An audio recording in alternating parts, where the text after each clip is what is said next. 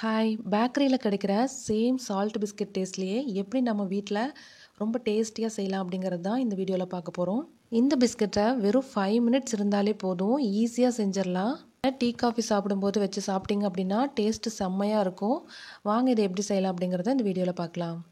அதுக்கு முன்னாடி நீங்களும் இந்த ஃப்ரீ பேக்கிங் கோர்ஸில் ஜாயின் பண்ணணும்னு நினச்சிங்கன்னா சேனலை சப்ஸ்கிரைப் பண்ணிவிட்டு நீங்களும் இந்த கோர்ஸில் ஜாயின் பண்ணிக்கோங்க.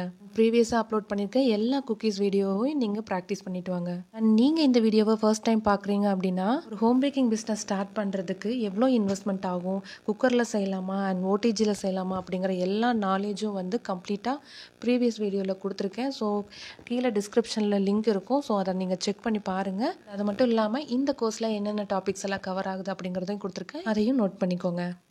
அண்ட் மறக்காமல் பேக்கிங்கில் இன்ட்ரெஸ்ட்டாக இருக்க உங்களோட ஃப்ரெண்ட்ஸ் அண்ட் ஃபேமிலிக்கு இந்த வீடியோ ஷேர் பண்ணி விட்டுருங்க. இப்போ வாங்க வீடியோக்குள்ளே போகலாம்.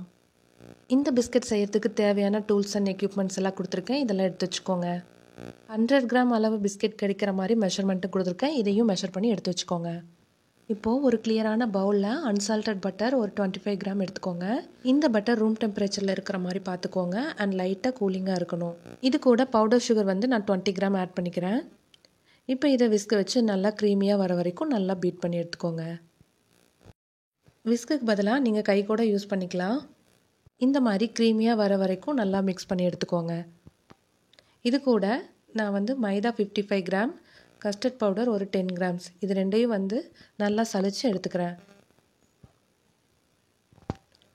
இது கூட நான் ஒரு 1/4 டீஸ்பூன் சால்ட் ஆட் பண்ணியிருக்கேன். கொஞ்சம் இன்னும் சால்ட்டியாக வேணும் அப்படின்னா நீங்கள் 1/2 டீஸ்பூன் கூட யூஸ் பண்ணிக்கலாம். இப்போ இது எல்லாத்தையும் நல்லா சலிச்சு மிக்ஸ் பண்ணிக்கோங்க. ஃப்ளார் ஆட் பண்ணதுக்கப்புறம் நான் கை யூஸ் பண்ணி நல்லா மிக்ஸ் பண்ணி எடுத்துக்கிறேன். நீங்கள் கஸ்டமர் கொடுக்குற மாதிரி இருந்துச்சுன்னா ஹேண்ட் க்ளவுஸ் யூஸ் பண்ணிக்கோங்க. இந்த மாதிரி நல்லா மிக்ஸ் பண்ணிக்கோங்க. நெக்ஸ்ட்டு இது கூட நான் காய்ச்சி ஆற வச்ச பால் நான் சேர்த்துக்கிறேன். அது ஒரு 1.5 டேபிள் ஸ்பூன் நான் ஆட் பண்ணிக்கிறேன். நான் கொஞ்சம் கொஞ்சமாக ஆட் பண்ணி இதை பிசைறதுக்கு யூஸ் பண்ணிக்கிட்டேன். இந்த மாதிரி நல்லா மில்க் ஆட் பண்ணி நல்லா ஒரு டோ மாதிரி ரெடி பண்ணிக்கோங்க.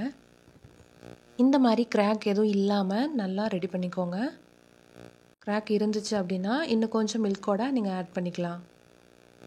நெக்ஸ்ட்டு இந்த மாதிரி ஒரு போர்டு இல்லைன்னா பிளேட்டில் வச்சு இதை நல்லா ஷீட் பண்ணிக்கோங்க. இந்த மாதிரி ஈவனாக ஷீட் பண்ணுங்கள். எல்லா பிஸ்கட்டோட டென்ஸும் ஒரே அளவு இருக்கிற மாதிரி பார்த்துக்கோங்க. அப்போ தான் உங்களுக்கு ஈவனாக பேக் ஆகி கிடைக்கும்.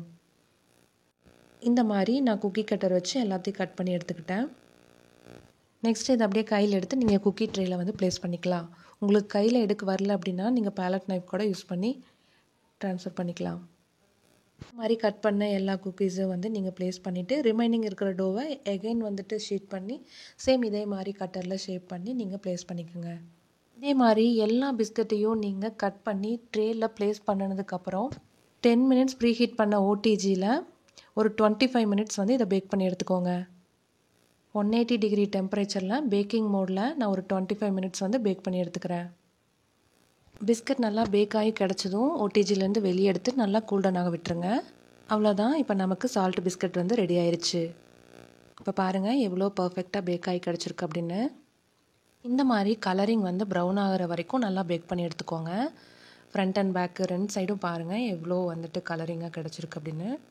உங்களுக்கு இன்னும் கிறிஸ்பியாக வேணும் அப்படின்னா இன்னும் கொஞ்சம் டைம் கூட நீங்கள் இன்க்ரீஸ் பண்ணி பேக் பண்ணிக்கலாம். நெக்ஸ்ட்டு இந்த பிஸ்கெட் கம்ப்ளீட்டாக கூல் ஆனதுக்கப்புறம் ஒரு ஏர்டைட் கண்டெய்னரில் வச்சு க்ளோஸ் பண்ணிக்கோங்க. நீங்கள் அடுத்த நாள் சாப்பிட்டா கூட அதோட கிறிஸ்பினஸ் குறையாமல் இருக்கும். இந்த பிஸ்கெட்டில் நான் பேக்கிங் சோடா, பேக்கிங் பவுடரில் எதுவுமே நான் யூஸ் பண்ணலை. ஸோ இதோட செல்ஃப் லைஃப் 7 டேஸ் வரைக்கும் இருக்கும். ஓடிஜி இல்லாதவங்க குக்கரில் எப்படி செய்யலாம் அப்படிங்கிறது ப்ரீவியஸ் வீடியோவில் கொடுத்துருப்பேன். ஸோ நீங்கள் அதே மாதிரி இந்த பிஸ்கெட்டை நீங்கள் ட்ரை பண்ணி பாருங்கள். இப்போ நான் இதை கட் பண்ணி காமிக்கிறேன் பாருங்கள். ரொம்ப கிறிஸ்பியாக சாப்பிட்றதுக்கு ரொம்ப டேஸ்ட்டாக இருந்துச்சு. மறக்காமல் நீங்களும் இந்த பிஸ்கெட்டை வீட்டில் ட்ரை பண்ணிவிட்டு எனக்கு ஃபீட்பேக்ஸ் கமெண்ட்ஸில் ஷேர் பண்ணுங்கள். அண்ட் இந்த வீடியோ உங்களுக்கு யூஸ்ஃபுல்லாக இருந்திருக்கும்னு நினைக்கிறேன். யூஸ்ஃபுல்லாக இருந்துச்சு அப்படின்னா வீடியோக்கு ஒரு லைக் பண்ணிடுங்க. அண்ட் மறக்காமல் நம்மளோட அடுத்த ரெசிபிக்கு சேனலை சப்ஸ்கிரைப் பண்ணி வச்சுக்கோங்க. தேங்க்யூ.